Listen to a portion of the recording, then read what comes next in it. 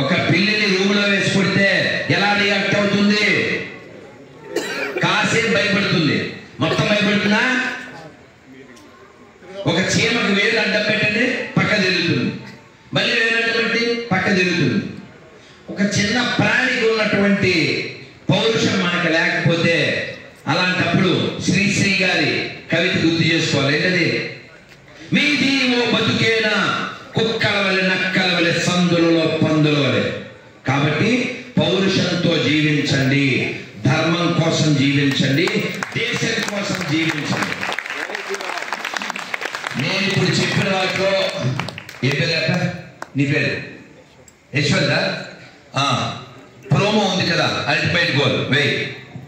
మీరు చూడండి ఈ ప్రోమో. మేము డేటు బహుశా ఈ నెలలోనే, ఈ 2-3 రోజుల్లోనే విడుదల చేస్తాము. ఇది ప్రోమో మాత్రమే.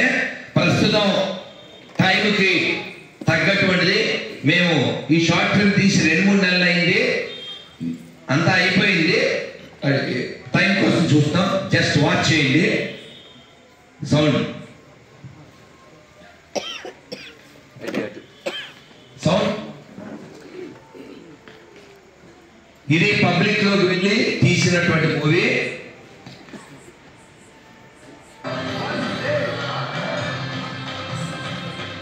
ఒక 100 సంవత్సరాల తర్వాత ఈ భూమి మీద ఏ మతం ఉంటే బాగుంటుంది?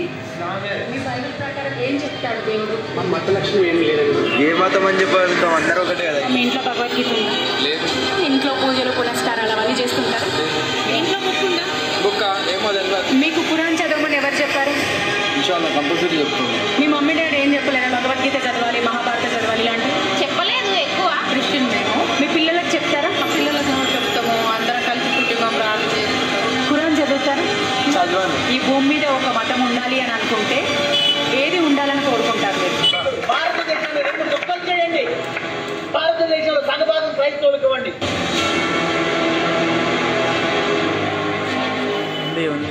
మరోసారి ఖండించబడకూడదు అంటే హిందువులు కలిసి ఉండాలి, ఉండాలి, ఈ హిందుస్థాన్ని కాపాడాలి. ఈ ధర్మం కోసం జీవిద్దాం, ఈ దేశం కోసం జీవిద్దాం, ఈ దేశ ధర్మాల కోసం మరణిద్దాం, మరణించి కూడా జీవిద్దాం.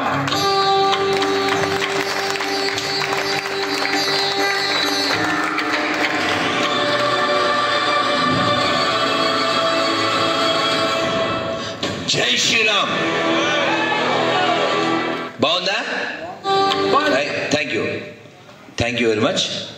ఇంకా ఇంకో సంస్కృతం కానీ మీకు బాగా నచ్చుతుంది,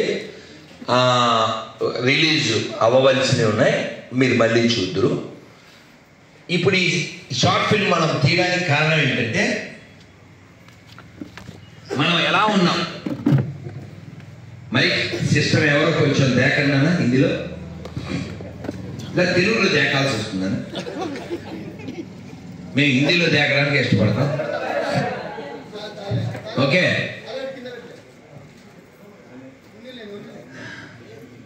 మనం రాను రాను రాజుగారి గుర్రం అన్నట్టుగా తయారయ్యాం. ఎవరికైనా ఒక్కసారి దెబ్బ తగిలితే బుద్ధి వస్తుంది, కానీ మనకి ఎన్ని దెబ్బలు తగిలిన బుద్ధి రాలే, కనబడుతూనే ఉంది. ఎంత దురదృష్టకరం అంటే మనం ఎవరి చెడు కోరకపోయినా మన చెడు కోరేటువంటి వాళ్ళు మన దేశాన్ని దోచుకోవడానికి తుర్ష్కులు వచ్చారు, హూనులు వచ్చారు, షెకులు వచ్చారు, మొఘళ్ళు వచ్చారు, ఫ్రెంచ్ వాళ్ళు వచ్చారు, డచ్ వాళ్ళు వచ్చారు, పిచ్ వాళ్ళు వచ్చారు, బ్రిటిష్ వాళ్ళు వచ్చారు. ఇంతమంది దోచుకుంటే వీళ్ళందరితో ఫైట్ చేసి సాంప్రదాయాన్ని కాపాడుకుంటూ, మన యొక్క దేశాన్ని కాపాడుకుంటూ, మన దేవాలయాన్ని కాపాడుకుంటూ, వాళ్ళతో ఫైట్ చేస్తూ, నిద్ర లేక తిండి లేక కుటుంబాన్ని కోల్పోయి కళ్ళ ముందే మన ఆడవాళ్ళని నాశనం చేస్తుంటే ఇలా నష్టం నష్టం నష్టం ఎంత జరిగిందో. విజయనగర సామ్రాజ్య పతనం ఎవరి వలన జరిగింది? ఎవరిని నమ్మడం వలన జరిగింది?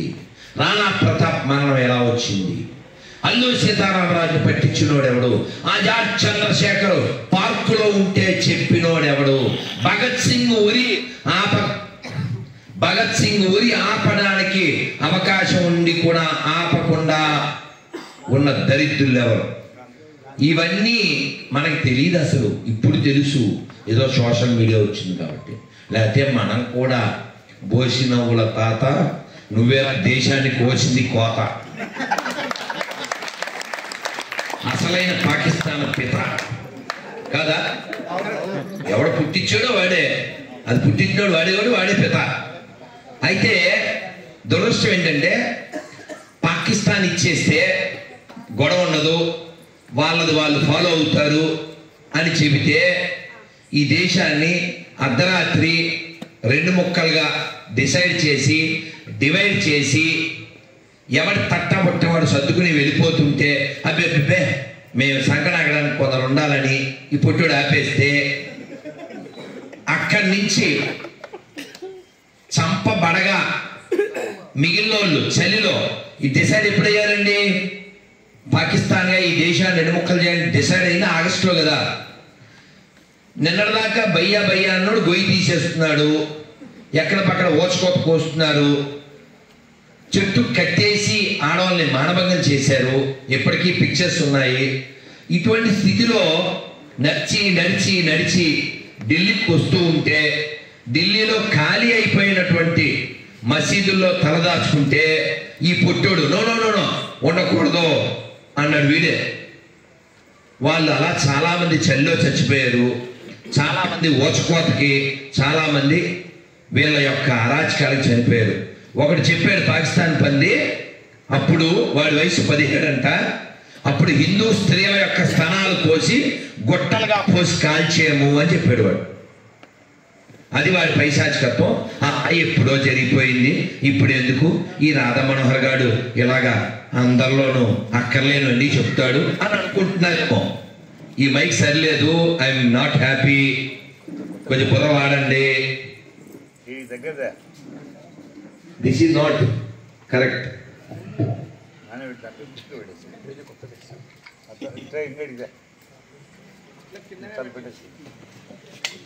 సౌండ్ ఎక్కువ.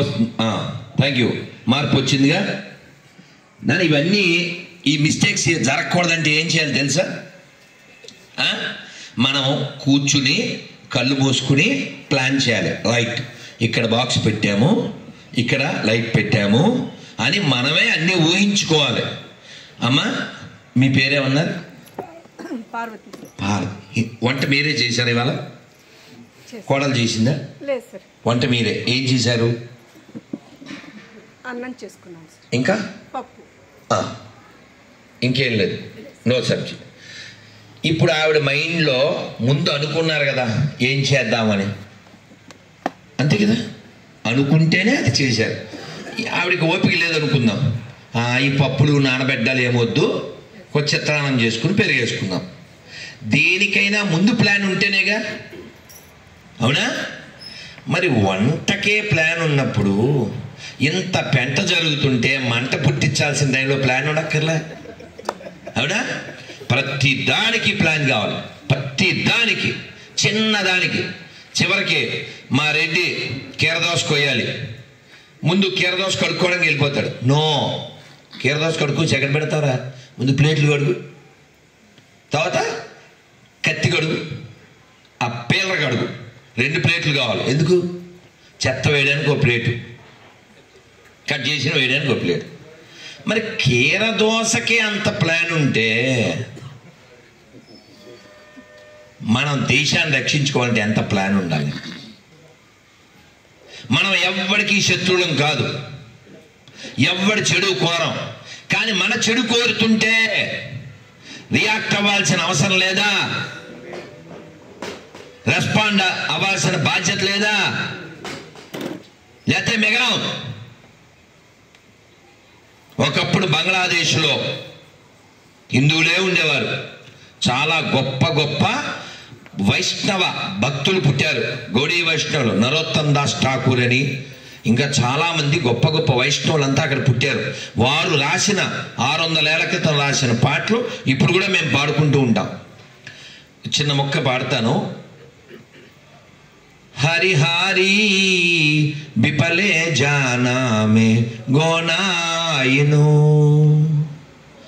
మనుష్య జనమ పాయా రాధ कृष्ण न बाजिया जानिया सुनिया विशाखाईनु जानिया सुनिया विशाखाईनु हरिहरी विपले जाना में गोनाईनु.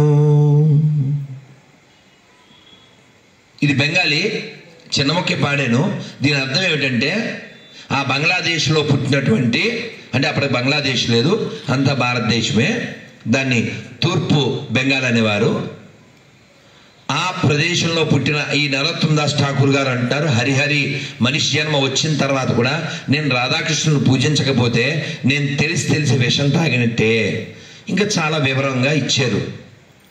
అలాంటి బంగ్లాదేశు లవుడు అంటే ఎవరు? రాముడి యొక్క కుమారుడు. ఆయన పరిపాలించినటువంటి లాహోర్ పట్టణం. దుర్యోధనుడు వాళ్ళ అమ్మమ్మ గారు ఊరు ఎక్కడ? కాందహార్ అంటే గాంధార దేశము. ఒక్క హిందువు లేడు. ఇప్పుడు మొత్తం తుడిచిపెట్టేశారు, ఓచకోత కోసేశారు. చివరికి ఎంత నీచులంటే బుద్ధుడి విగ్రహం చాలా పెద్దది అక్కడ ఉంటే, వీళ్ళు శాంతి మతస్థులు కాబట్టి శాంతి వీళ్ళకి ఇష్టం ఉండదు కాబట్టి శాంతికి ప్రతీకగా ఆయన ఉన్నాడు. అందుకని ఆయన్ని బాంబులు పెట్టారు, అది పగలలేదు. భారతదేశం అప్పుడు ఉండేటువంటి వాళ్ళు దాన్ని మాకు ఇచ్చేయండి, మేము తెచ్చుకుంటాం షిప్పులోనే, ఎందులో అంటే నో విధ్వంసం మా జీవిత లక్ష్యం అని డిటోనేటర్లు పెట్టి దాన్ని పేల్చేశారు. ఇప్పటికే అలా ఉంది. కానీ దురదృష్టం ఏంటంటే మనం ఒక పెన్ను తీసుకుని పేపర్ మీద గోవింద అని రాసామనుకోండి, అది మన భావాన్ని వ్యక్తం చేస్తుంది. దేవుడు ఎవరు అని అడిగినప్పుడు నేను గోవింద అని రాశాను, ఆయన అయ్యప్ప అని రాశాడు, ఆయన అల్లా అని రాశాడు, ఇంకొక ఆయన శివ అని రాశాడు, ఇంకొక ఆయన జీసస్ అని రాశాడు. ఇప్పుడు ఆ కాగితాన్ని కాల్చేసామనుకోండి, ఇదే పేర్లు రాసి కాగితాన్ని కాల్చేసాం. ఇప్పుడు ఆ పేరు కలిగినటువంటి వాడు ఎవడైనా ఫీల్ అవుతాడా? ఫీల్ అవ్వడు. ఎందుకని? ఆ ఫీల్కి అతీతంగా ఉండేవాడే గాడ్. నన్ను గొర్రెలు కామెంట్ పెడుతుండే, ఒరే రాధా మనోహర్ నువ్వు నరకానికి వెళ్ళిపోతావరా అని పెడతారు. అలా పెట్టగానే నేను అస్సలు తిట్టను, వెంటనే నెంబర్ పెట్టేస్తా.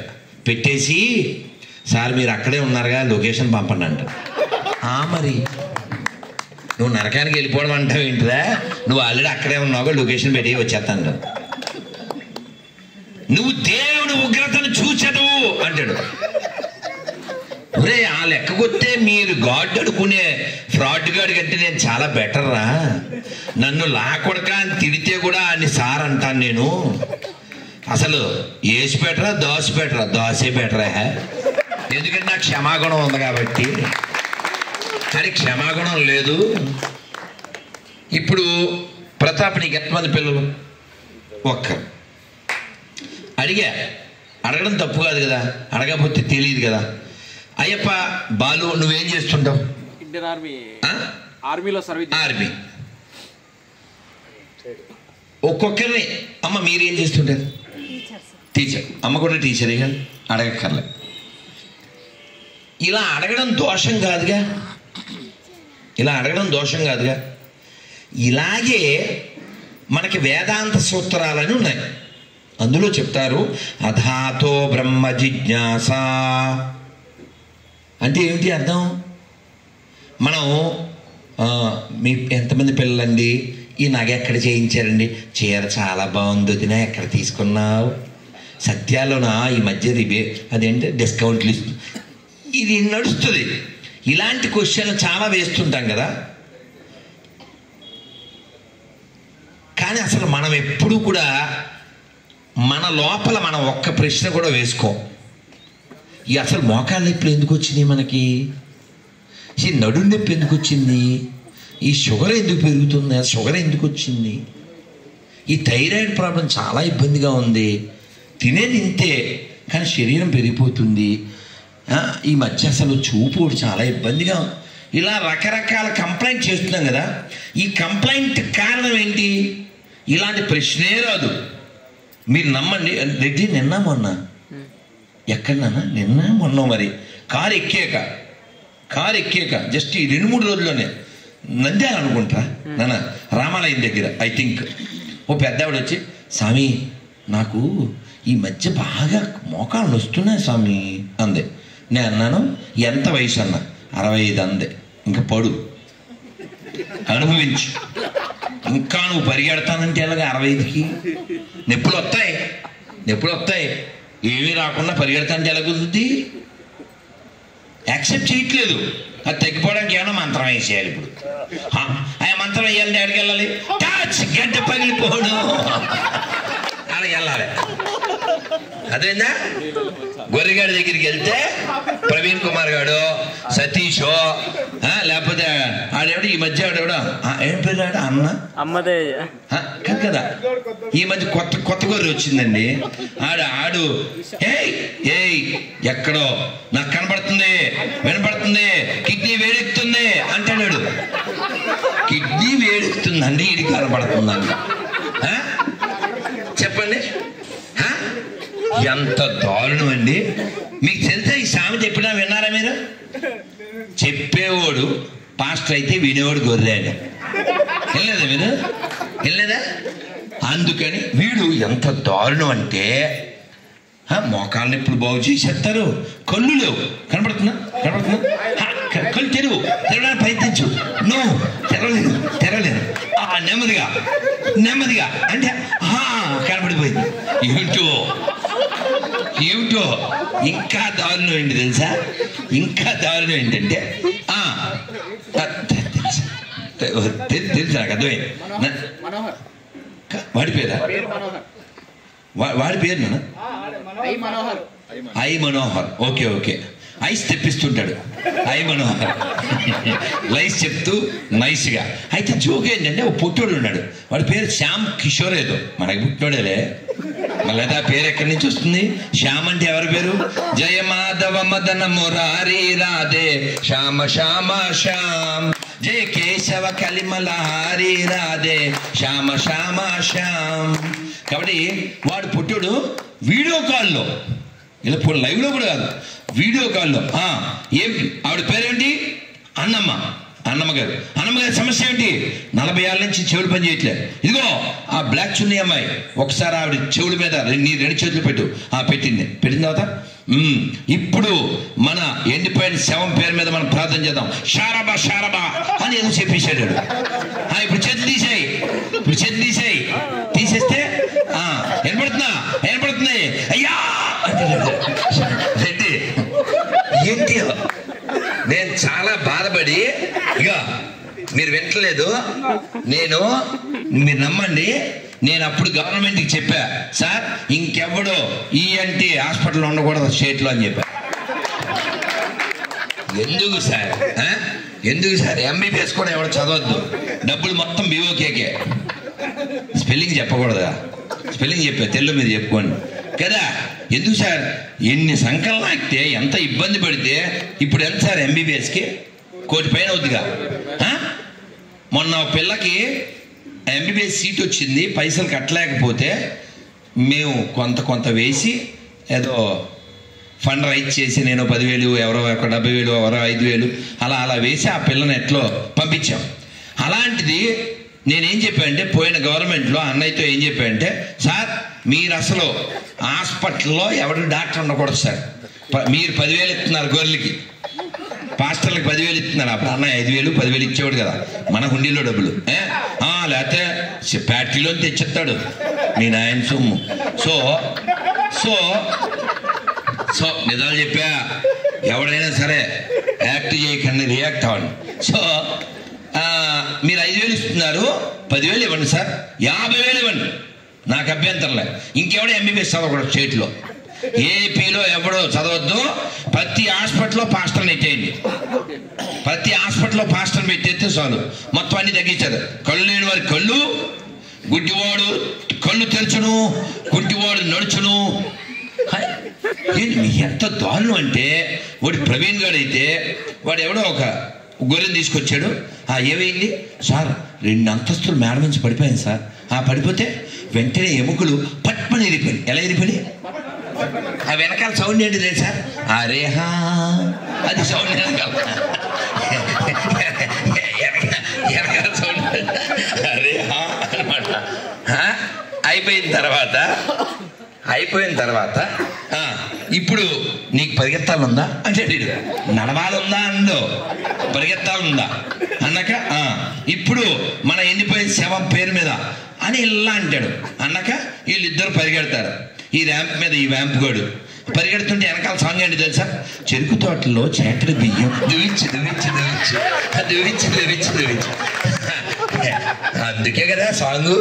గొర్రె మెదడంతే గొర్రె బతుకంతే మెదడున్న వారెవరు గొర్రె కారంతే. వీడు ఎముకలు ఇరిగిపోతే బాగు చేసేస్తాడా? కళ్ళు లేకపోతే బాగు చేసేస్తాడా? చెవులు లేకపోతే బంద్ చేసేస్తాయా? ఇన్ని చేయగలరు కదా. పాపుల్లో పాపి, పెద్ద పాపి. ఆయన ఏమంటారు? పోపు అంటారు. తెల్దా మీకు? పోపు అంటే పోపులు పెట్టి కాదు. పోపు అంటే పాపులకే పాపి, దొంగలకే దొంగ గరానా అని సాంగ్ ఉందా? అట్లా పాపులకే పాపి, పెద్ద పాపి బెత్లెహేంలో ఉంటాడు. ఆ పెద్ద పాపి పాప ఆయనకి ఇప్పుడు మోకాలు ప్రాబ్లం వచ్చి వీల్ చైర్లో దేగుతున్నాడు. ఎవడైనా ఈ ప్రవీణ్ గారి నెంబర్ ఇవ్వచ్చు కదా సార్ ఆయనకి, గంట పగిలిపోవడం అంటారు కదా. అవేం చేయరా? అన్నీ ఇక్కడే చేస్తారా?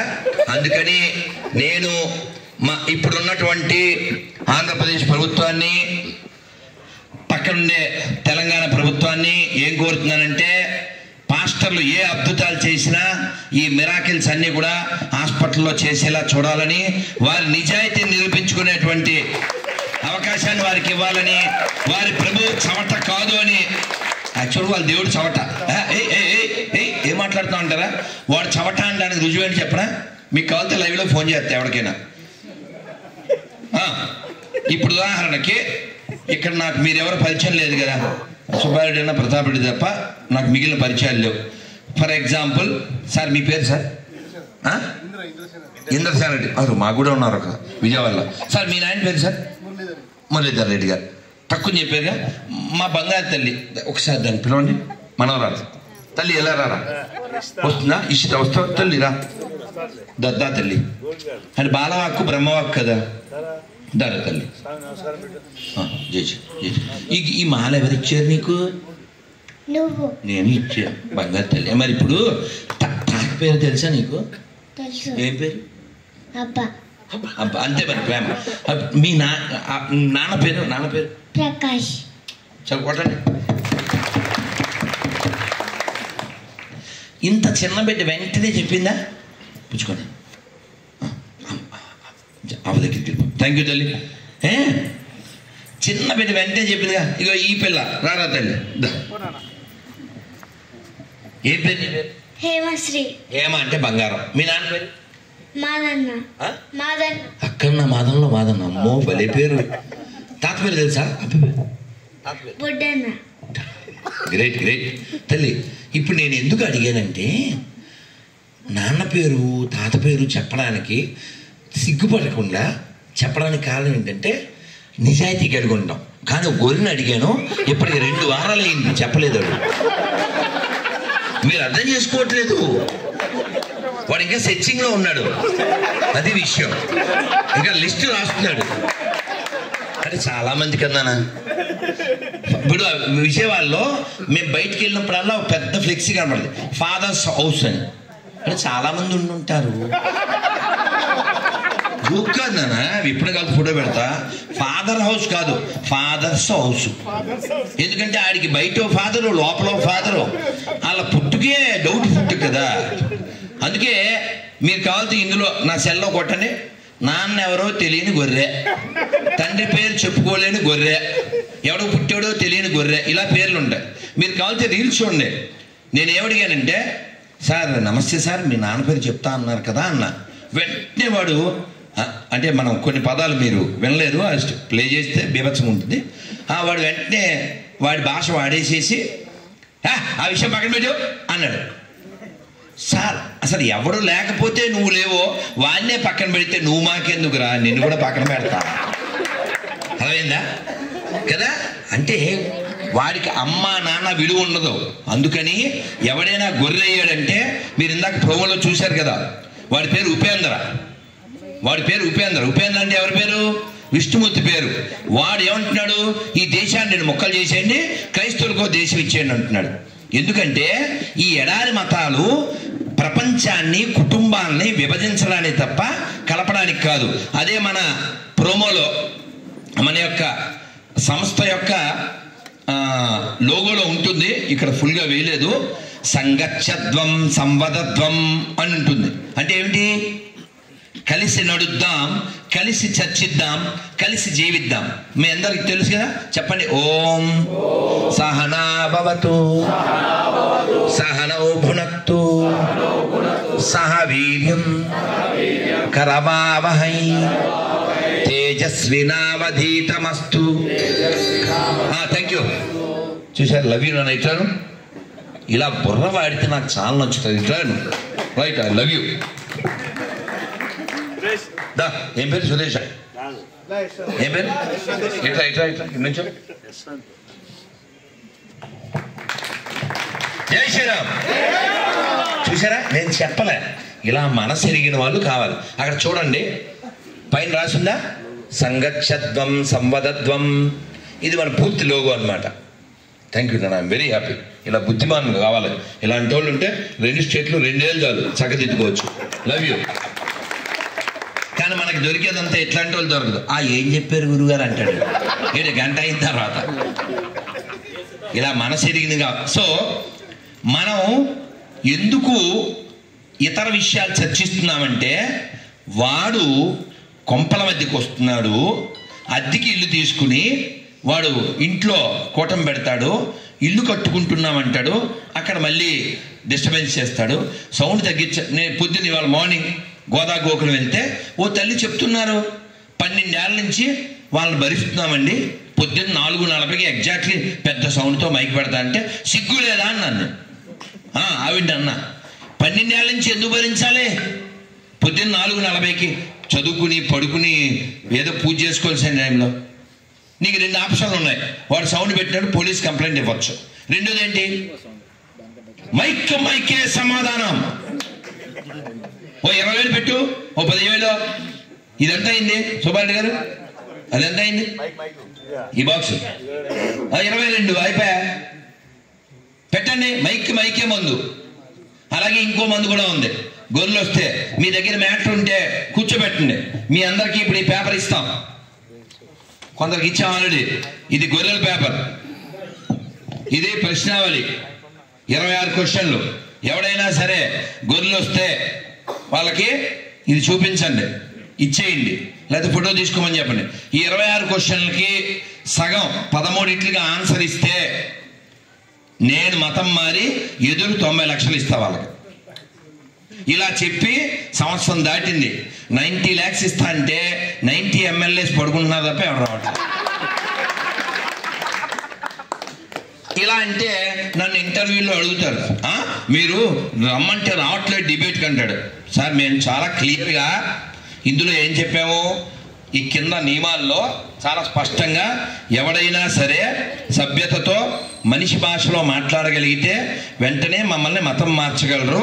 రాజ్యాంగబద్ధంగా నైతికంగా అటువంటి శుద్ధ పూసలు ఉంటే మీ పరిశుద్ధ పుస్తకం పట్టుకుని రాగలరు. ఏ పూసలో? సాంప్రదాయని సుప్పిని శుద్ధ పూసని. అలా చెప్పే గొర్రె ఎవరైనా ఉంటాడా? ఇప్పుడు ఇక్కడ ఉన్న మనం అందరం కూడా చెప్పగలం. ఏం చెప్పగలం అంటే చేయబెట్టండి. ఇప్పుడు మీరు చెప్పేది గొర్రెలు చెప్పాలి వాళ్ళ వైపున. ఈ హిందూ రాష్ట్రంలో, ఈ భారతదేశంలో, ఈ ఆర్యావర్తనంలో హిందూగా జన్మించిన నేను, హిందూగా జీవిస్తున్న నాకు, నా కుటుంబానికి, నా దేశానికి, నా పూర్వీకులకు, ఎడారి మతాలకు ఎడారి మత గ్రంథాలకు, ఆ గ్రంథాల్లో ఉండే పేర్లకు, నాకు, నా కుటుంబానికి, నా దేశానికి, నా పూర్వీకులకు అస్సలు సంబంధం లేదని బహిరంగంగా, సభాముఖంగా, గర్వంగా, ధైర్యంగా ప్రకటిస్తున్నాను. ఒక్కసారి గురించి చెప్పను. సాంబశివరావు అని నాకు దొబ్బింది అక్కడే. హిందూ మతానికి సంబంధం లేదని ఎలా చెప్తాడు? నీకో పేరు కూడా పెట్టలేని చవట ఆడు పెద్ద శక్తివంతుడైన దేవుడాడు చవట. ఇప్పుడు తిరుమల తిరుపతి దేవస్థానంలో గొర్రెలు పనిచేసినాయి గత 10 ఏళ్ళుగా. మేము చాలా పోరాటాలు చేసాం, పట్టించాం దొంగల్ని, కోర్టుకి వెళ్ళాం, అయినా ఏమీ అవ్వలేదు. చైర్మన్ గారు మొన్న ఫోన్ చేశారు, చెప్పారు ఇది 2 రోజుల్లో బోర్డు మీటింగ్ జరగబోతుంది, ఫస్ట్ అజెండా గొర్రెల్ని తీసేయడం చెప్పారు. వెంటనే అదే డిస్కషన్లో కూడా పెట్టారు. వారికి ఒక్కసారి గట్టిగా బిఆర్ నాయుడు గారికి గట్టిగా సభాముఖంగా భారత్ మాతాకి. ఇదే మాట పోయిన గవర్నమెంట్లో ఎల్వి సుబ్రహ్మణ్యం గారు మేము ఇళ్ళకొచ్చి చెక్ చేస్తాము అన్నారు. అంతే, చెక్ అనే లోపల ఆయన కిక్ అయిపోయాడు. జోక్కాదు. ఇప్పుడు మీకు ఉదాహరణకి కారులో వెళ్తున్నప్పుడు ఎప్పుడైనా చెక్ చేస్తారు, దాన్ని ఏమంటారు సార్? అది నోట్లో అదేదో తాగాడా లేదా అని చెక్ చేస్తారు కదా. నువ్వు తాగినట్టున్నావు కదా అని అన్నాడు అనుకో, ఏయ్ నేను తాగలే అన్నాడు అనుకోండి, అయితే నోరు తెరు, నేను తెరవా అన్నాడు అనుకో, అప్పుడేంటి? అంతేనా? అవునా? ఈయన ఇళ్ళకి వెళ్ళి చెక్ చేస్తా అనగానే ఈ పెద్ద గోర్రెలు వెళ్ళి ఇంకా పెద్ద గోరికి వెళ్ళి చెప్పినాయి, నోను అలా వెళ్తే ఇంకా ఉద్యోగాలు ఉండవు అంటే వాళ్ళ కూడి పెట్టలేని దరిద్రుడు వాళ్ళ గాడ్డు అని ఒప్పుకున్నట్టేగా. సింపుల్ కదా. వెంకటేశ్వరాన్ని నమ్మకపోయినా వెంకటేశ్వర వాళ్ళకి కూడి పెట్టాడు. ఇప్పుడు నిజమైన దేవుడు వెంకటేశ్వరమా, అవి ఎండిపోయిన సేవా? గోవిందా గోవిందా గోవిందా. కాబట్టి నువ్వు ఆయన నమ్మకపోయినా అన్నం పెట్టేవాడు దేవుడు, కానీ నమ్మకపోతే నిన్ను నరకంలో పడేస్తా అనేవాడు గాడ్డు ఎందుకు వచ్చాడు? రాడ్డు. అవునా? ఇందాక